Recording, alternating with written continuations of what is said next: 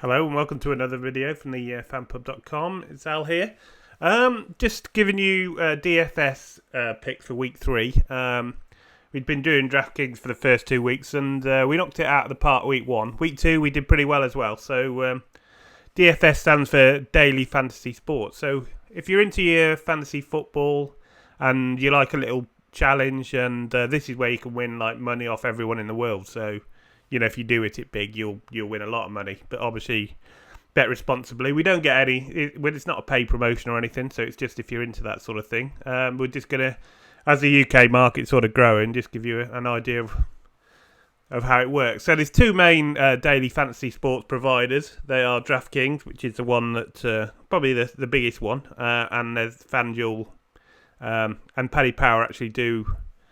You can actually enter through Paddy Power in the UK if you want to enter that. So basically, you set a roster of players with a salary cap, so you can look at the matchups, or if you like a player a certain amount and you think people underestimate him. So it's all about looking for value, like any sort of gambling, really. You get a salary cap of $50,000 or $60,000 in FanDuel and Paddy Power, and you pick your squad from that roster. So you can log on to the site. It'll give you a list of players. You can even export it if you like into an Excel spreadsheet, which is what I do, so you can have a really good look and see the players you like. The roster consists of 8 spots, which is 1 quarterback, 2 running backs, 3 wide receivers. So there is an emphasis on wide receivers. If you can find good cheap ones, obviously it's a good recipe for doing well. 1 tight end and 1 flex, which can be running back, wide receiver, tight end, and 1 defense special team position. Both providers offer a variety of competitions with a various size buy-ins from very low stakes to high stakes. So you can bet as much as you want. You can bet like cents if you want, well, the equivalent. But there are 2 main types of tournament. Cash tournaments such as 50-50s, and double-ups with a high percentage of entries win. So basically you have to finish in just in the top half to double your money, if you see what I mean. So say if there's 50,000 enter, you have to finish in the top 20. Your team just has to finish in the top half to win, obviously, money from people in the bottom half. And there's obviously the tournament where you can play against a lot of people, where you can do a small prize but win big. It's a bit like poker. If you enter like a $20 tournament, you can actually end up winning £1 million. If you hit it right. Obviously, it's not easy. Bit easier than winning the lottery, but not much easier. But if you have that one big week, you can actually win a big prize, and that's what we are trying to do in the fan pub. So both providers run a Sunday competition with a $1 million top prize. It's called the Millionaire Maker. So whoever wins it wins $1 million basically, which is not too shabby, is it? I think we'd all settle for a bit of that. Cost of entry is £20 for DraftKings, but only £9 for FanDuel, Paddy Power. So you can do it fairly cheap if you want. Okay, so here are our picks. Lamar Jackson's been in both weeks. He's had a great start. Kansas City aren't a great offense. His salary is $7,000 on DraftKings and $8,500 on salary. But look at the fantasy points per game. So he's been putting up 35 on DraftKings and 32 on FanDuel. Dak Prescott's obviously been knocking it out of the park, and he's actually cheaper, and he's playing the Dolphins this week. So they've got Rosen starting at QB this week. I can't see it being a massive uptick for them, really. So $6,500, 32 points a game. He's a lot dearer in FanDuel, as you see there. But he's got Miami at home, and I'm actually going to that game, so I hope he might be someone who's in a lot of my teams, just hoping I can watch him do it as well. So okay, Josh Allen, he's been another one we've been tipping every week. He's put up 20 points per week. He's a lot cheaper, obviously, so you got to weigh up. So if you take a bit of a lesser quarterback who's cheaper, then it gives you more money to spend elsewhere. So it's all about weighing that up and finding those bargain players, really. Jimmy G, he's only 6,200. Had a great game last week. Poor week 1, really. But that was after a long injury layoff. And they've got Pittsburgh, who are 0-2. They're starting Mason Rudolph, and the 49ers could actually go 3-0 this week. So that who saw that coming? So Jacoby Brissett, he's obviously a cheaper bargain option. He's averaging 17 points per game. So you might lose out a little bit at quarterback, but you'll gain elsewhere because you can have better players if you pick the right ones, of course. 6,800 on FanDuel. Ezekiel Elliott, obviously, he could have a field game. It's his third game in. He might get a bigger load, because he's had 2 weeks back now, actually playing full football. Salary is 8,900. Fantasy game points per game 18.2, but that could well increase this week. Depends how much they want to leave him in there. Depends on the score and the game script and everything. So on to Dalvin Cook. 30 points per game, 7,800. Got Oakland this week, so they've actually done all right against the run so far, the Raiders. But you've got to think that Minnesota have been able to run the ball completely. Cook's looked their best player by far, I think, for Minnesota. Cousins yet to fire, so 7,800 though for the price. Bell's been the one sort of bright spark in the Jets, I think. He rarely goes off the field. He fights for every yard. He's still class. It's going to be tough with obviously Folk at quarterback, but he's only 7,000 points, and you expect him to get a lot of dump-off catches and a lot of runs, but maybe his touchdown upside is limited, so you have to weigh that sort of thing in. On to Eckler.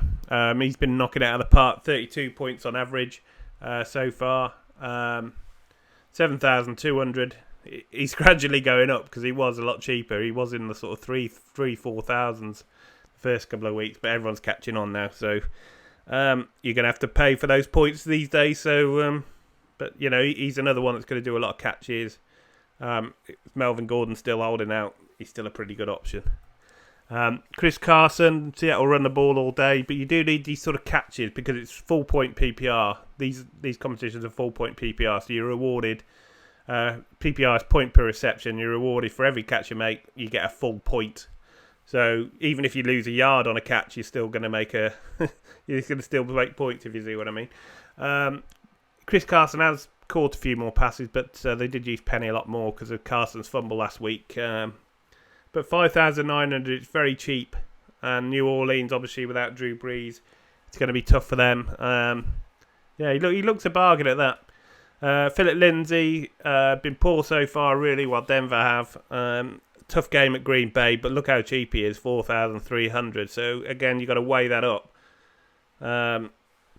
It's at a price that's worth it. Devontae Freeman at the Colts, again, it's a pretty tough game, but he's under 5,000. He's a starting running back. He's had a very, very poor start to the year, but who knows, really. It's just looking for bargains at that sort of price, really. Raheem Mostert had a great game last week. Got Pittsburgh, who haven't been brilliant. Again, he's cheap, 4,700. He's got 14 points per game, but remember, he didn't start the first week, so big game last week, so again, potentially a good player. Carlos Hyde, and 99.3 points per game. Again, he's very cheap, so he's somebody you can put in your flex and maybe get an uptick elsewhere. Same with Frank Gore. Singletary's likely out with a hamstring, which means it's going to be Gore and Yeldon, mainly Gore, you'd imagine, especially the running the ball. He's very cheap. He's very slow, but he could be value. That's what you got to weigh up. Miles Sanders again seems a bit disrespected. They got Detroit, who are a great team to run the ball against. He's only got 5.2 points per game, but he did have a big touchdown pulled back, which shouldn't have been, of week 1. So that would have obviously put him up to 8. And he's cheap, 3,900. I mean, you can't argue with that, really, can you? Jeff Wilson, who was the 49ers, they've called him the goal line back, really. He scored 2 touchdowns last week, 15 points, and at a bargain 3,000. So if you think that's repeatable, then 3,000, obviously, you're getting 15 points for your $3,000 there. So, it's a bargain. Darwin Thompson. Now, listen to the team news. This is going to look a stupid price if McCoy and Damian Williams missed a game. Because, obviously he's a pass catcher as well. McCoy probably will make it, but he's not going to be 100% fit. Same with Damian Williams. He's got a knee contusion, which is obviously just a deep cut, basically. But they can be painful and they could at least limit you this week. So listen to the team news. If you hear the team news and one of those two is out, then Thompson could be a play as the fit is back sort of available. And if they're both out, then even Darrell Williams, if McCoy and Damian Williams miss, Darrell Williams might be interesting as well. So keep an eye on the news, because obviously if you can get an edge with looking at the news, then that's obviously something to bear in mind, because the prices don't change. So if someone big misses a game, say James Conner, that would make Jalen Samuels a better bet, that sort of thing. I think Conner got in a full practice, but it's just hypothetical, if you know what I mean. Amari Cooper, 20 points per game. Salary $7,500. They've got Miami. We don't really need to talk any more about that. That sort of sells itself. Demarcus Robinson, 19.6 points per game. I think he got something like 30, 40 points last week. So, because he didn't do anything the first week. So, with Tyreek Hill out, I thought he might be a bit cheaper actually. He's still 5,200. That was his first career 100-yard game, but what a game! He seemed to be the deep threat. He's ahead of McCole Hardman on the depth chart. People still fail to realise that. Hardman did come in and catch a touchdown as well, but he's a wide receiver too. Watkins being the one. Watkins going to get all the attention. Okay, John Ross, sorry. Not Jonathan Ross, they're totally different people. You wouldn't fancy him much. John Ross, he's got 31 points per week. Gradually getting dearer. He's 5,100 this week in DraftKings, 6,700 in FanDuel. 31 points per game, and AJ Green's still out. Buffalo's a tough game, but he gets a lot of targets as well.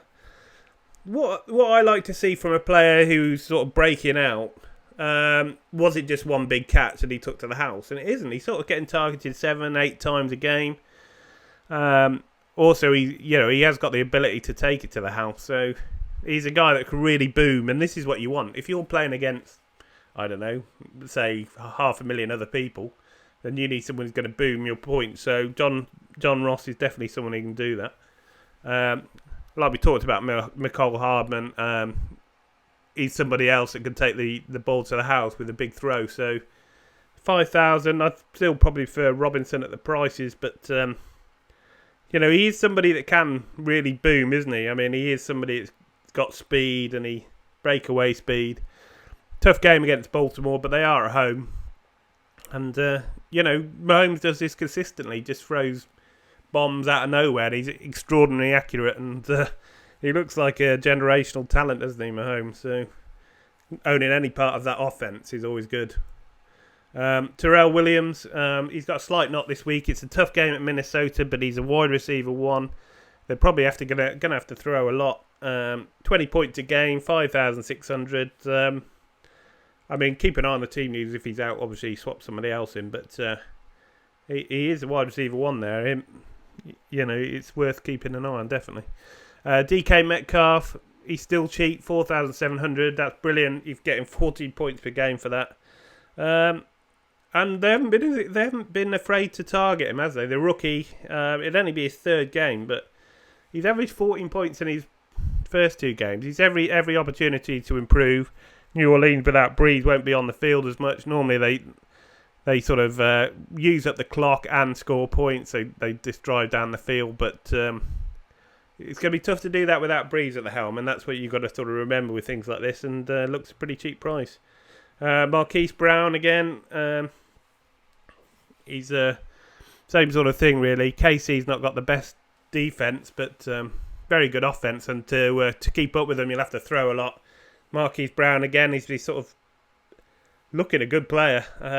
Again, he's another deep threat. Hollywood Brown, 25 points per game, 5,900. So John Brown again, downtown Brown. He's always been somebody that can take it to the house. He's always a deep threat. He can catch a bomb, and that could, that's why he's got 21 points on average per week. So quarterback's got a big arm, so these are sort of players that can really boom at sort of cheap values to add to your studs that you've already picked. Emmanuel Sanders, we tipped him up a lot. I can't keep saying it enough. I mean, he was honestly disrespected. And everybody's going, now I can't believe how good Emmanuel Sanders is. It's best to have that information before you draft. So hopefully we give you that. Hopefully you followed us in. I thought he was a bargain of the whole draft, and he's already turning out to be, I think. Let's hope he can stay fit. He looks as good as ever. Salary, 4,800. Stupid. I mean, it is a tricky game at Green Bay, but I think they had Chicago last week, and he did all right, didn't he? So, seems to have a rapport with Case Keenum as well. 24 points a game. You can't argue with that for less than 5,000.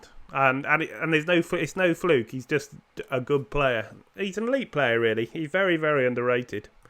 Deebo Samuel slowly carving out a role in that San Francisco offense. He's looked good. 13 points a game. He's very cheap. He seems to be ahead of Pettis in the pecking order. And I don't know what's happened to Pettis, but the promise he shows seems to be slowly dwindling, and Debo's sort of taken advantage of that. Marquise Goodwin's obviously been in the mix. They've got 3 running backs, so there's sort of threats all over the field. It's typical Shanahan, really. Keep the defence guessing. 4,500, 13 points a game. Entitled to improve as he gets chemistry with Jimmy G in only his 3rd game ever. So Randall Cobb. A lot of you will sigh going Randall Cobb looking at this. 12 points a game. They're at home to Miami. That's the angle, isn't it? Obviously, Michael Gallup's out as well, so that adds to the sort of targets that he might get, because somebody's got to get him. 4,600, not too shabby a price, so I can see why he'd be in there. Same sort of angle for Devin Smith, who came in and scored a big touchdown after Gallup left the game on Sunday. It's just exploiting that Miami sort of dumpster fire that they've been so far. I can't apologise enough for Miami fans, but it's no news to you, I'm sure. Nelson Aguilar, again, keep an eye on the news, because Deshaun Jackson's got an abdominal strain, so he's likely out. Jeffrey didn't play at all last week. He got injured as well. If those two miss, particularly if those two miss, he's 15 points a game. He'll get a lot of catches. I think he got 8 or 9 last week, because they've literally got no one else to throw to. It's him and Ertz. So, and look how cheap he is, though. Could be a bargain. Mark Andrews been knocking out of the park. He's still not dear. He's the top tight end in football at the moment. He's red hot. He's carrying a bit of a knock, but he was carrying that last week and it didn't stop him. 28 points a game from tight end, and for cheap money. It's obviously KC aren't the best defence ever. They have to throw a lot, as I previously said, with Marquise Brown. So and the Baltimore on 2-0. So it's going to be an interesting game, that one. George Kittle, been a bit unlucky. He's had a couple of touchdowns sort of chalked off for holding. I mean, a stupid amount of holding calls already. They always do this sort of official start of the year, and then everyone moans that the games are unwatchable, and they sort of let up on them a bit. But Kittle is a top sort of target for the 49ers. 10 points a game, which isn't brilliant so far, but like I say, if you add those 2 touchdowns on it, 16 points a game, and he's somebody that can really sort of put up big scores at the tight end position if you've got the money, but you might think it's better spent elsewhere. Greg Olsen, he's cheap. This is the main thing. He's got 13 points a game. Had a great game with Cam last week, but Cam's going to be missing this game. I think it's Carl Allen, isn't it, the backup that's going to play, and often they look for a safety net, and Greg Olsen might be that guy, but might be a tough day all round, so you've got to sort of weigh up the pros and cons of that. Is Carl Allen good enough? I mean, Cam was really struggling to throw, so be interesting to see if they do the rush 7 thing without Cam, because I don't know if Carl Allen can launch the ball further. It might give Curtis Samuel and DJ Moore that sort of that way to take it to the house. But it did nullify McCaffrey doing that. But again, McCaffrey might sort of benefit from the dump-off passes from Carl Allen. I think the time he played with a sort of backup QB last year, he put up pretty good numbers. Darren Waller, again, another friend of the show. We've been talking him up all off season. A lot of people didn't even mention him. He wasn't on their radars, but we did. We do our research here. Tough game at Minnesota, but again, especially if someone like Terrell Williams is out. Gruden's been talking him up. Lots of targets. He's cheap as chips. 13 points per game at 4,100. You can't see that changing. So a good option at cheap. Hawkinson's had a mixed bag so far. One great week and one poor week. So you're not sure which one you're going to get. At Philadelphia, it's going to be a tough game. So you're probably likely going to have to throw. A bit like they did with the Cardinals week 1. Salary is $3,500. So it's a bit of a risk, but you can see what the angle is. He's cheap and he's had one big game already. Will Disley, 2 touchdowns last week. Not much the first week, but he did miss most of last year, so we can forgive him week 1. Again, if you're looking for a cheap option at tight end, he could be it. Jason Witten, the same angle as all the others. He's had a touchdown every week. He's always been that safety blanket for Dallas, and Dak's continued to use him as much as Romo did. Cheap, 3,700, 11 points per game. Miami Dolphins. Blake Jarwin, again, same sort of thing. He's cheap. Whether they'll continue throwing, if they do get a big lead on Miami is another matter. But, you can see the angle. Dallas Cowboys, again, same angle. Patriots put with the top defense playing Miami last week. Something like 37 points. All the big teams had the Patriots in it.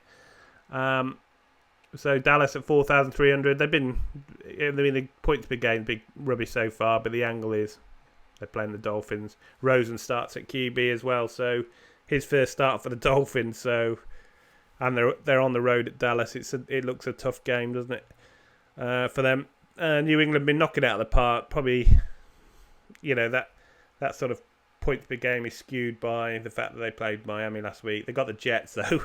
This always seems to happen for New England, doesn't it? They've got the Jets who've got Folk at quarterback. Darnold, they're on a bye next week, Jets, and then I think Darnold's hoping to be at week 5. But this works out nicely for the Patriots. You think it looked tough, didn't it? It looked tough for the Jets without Darnold. If for what it's worth, I think Folk did a bit better than Simeon when he came in, but it's all relative, isn't